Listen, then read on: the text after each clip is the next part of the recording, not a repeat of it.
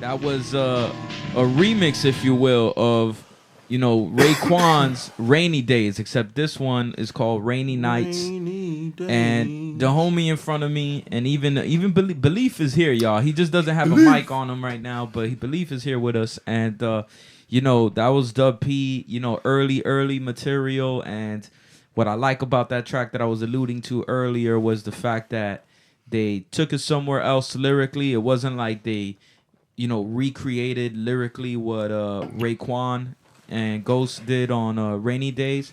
They took it to their own sonicscape and with their content and everything. And then the beat, they could have easily have y'all could have easily just gotten the Rainy Days instrumental or looped, a little sample of it or whatever. But I like that. Tell you the truth, man, there was no thoughts remakes. process behind that shit. My nigga Dragon just had made the beat and it sounded dope. We just flipped that shit. That was it. And you said earlier, like when we were off the air listening to the track, Dragon actually spit on that shit. Yeah, my nigga Dragon, my nigga Fiendish, Vitamin N. I think it's really dope that he was able to replay everything that Dragon way. Dragon is a fucking genius, my nigga, for real, for real. Dragon. And you guys also did on that same mixtape Shook Twos. Yeah, man. He did that shit too. He just we would just replay shit. He would hear shit and just play it his way, like on his motherfucking, on his Roland. That's it.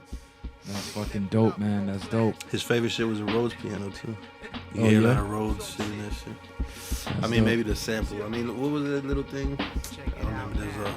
There's some kind of some kind of program back in the day where you could put the Rhodes piano and everything like this.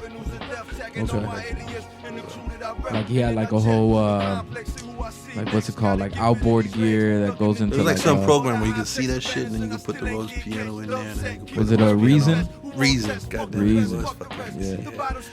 Yeah, a lot of people were using Reason back in the days.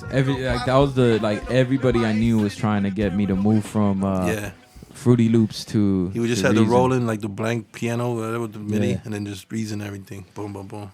That's what it is, man. Yo, all right, so you guys don't Dragon not doing music anymore, or what's up with him? I haven't seen Dragon since him and Dvrkne was fighting at the fucking train tracks and shit. I haven't seen them since. Him and Dvrkne? Dvrkne. Oh, I thought you said Dvrkne. I was like, his name Dvrkne, but he go by Flow King now. He go by Flow King now. Back in the day, his name was Dvrkne. They had some beef at the train tracks. Shit was crazy, man.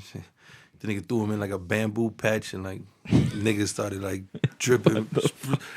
Shit was crazy. The nigga ripped his arm open and shit. And then the nigga Dvrkne was squirting blood. Every time his heart pumped, it would squirt out like a water fountain. I'm like, what the fuck? And he didn't even notice it. He was still beefing after he climbed out the fucking bamboo shit.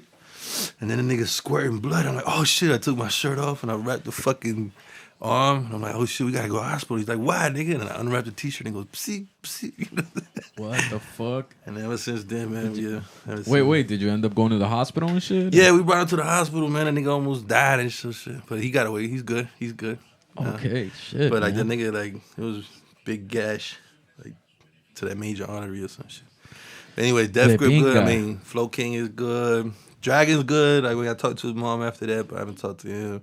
I don't know, man. I hope everybody's good, man. Shit. How did you guys meet? You, Belief, Dragon. How did that formulate? Was that Let's see, Dragon, nigga, I was on the Ave. I was at Bradley Park. And then there's some nigga named Johnny Windows or some shit, or Johnny Law or some shit. Anyways, he's some nigga that used to run Bradley Park. And then we used to freestyle all the fucking time. Like weirdos everywhere. And the niggas like, oh, there's some hip-hop nigga on the third floor.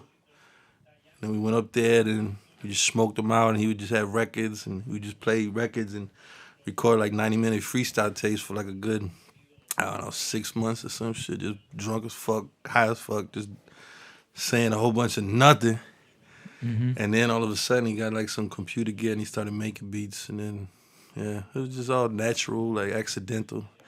Believe, my nigga, I met that nigga in Sunset. The nigga used to fuck all the hoes and shit. And then he had a whip or some shit, and he got kicked out of, what's it called, Killian. And he was out there by the green box or whatever the fuck where I used to serve at and shit. And then, I don't know, the nigga was freestyling or some shit, and I don't know, we just kind of clicked, I don't know, and then just been on ever since. That's Dragon and Believe. Word, man, word. And how did De Silva get down with you and all that? De Silva, Rev brought De Silva one day to the end of the world. It's actually that organized crime. It was like that release party or that release thing. We still had these things called End of the World out there, like in Kendall, where it was just a dead end road, like, towards, the fields or whatever. Like, Okay. Back in 160th or 167th. Like headed to Chrome? Yeah, like after the, like that type of shit. It used to just be these end of the worlds where the street would just stop and nobody would be out there. So we had just finished the organized crime in like a week or two. And we had the release party for that, and the nigga Red brought the nigga De Silva out there.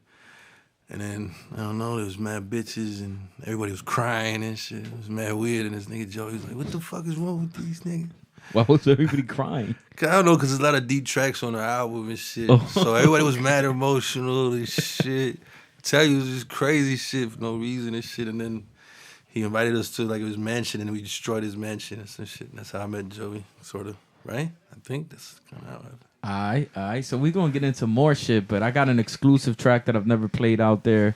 This isn't fully mastered. It isn't fully even mixed, but I think the track sounds so great that I gotta show it to the people, man. Oh, shit. You know what I mean? There's an exclusive joint right here.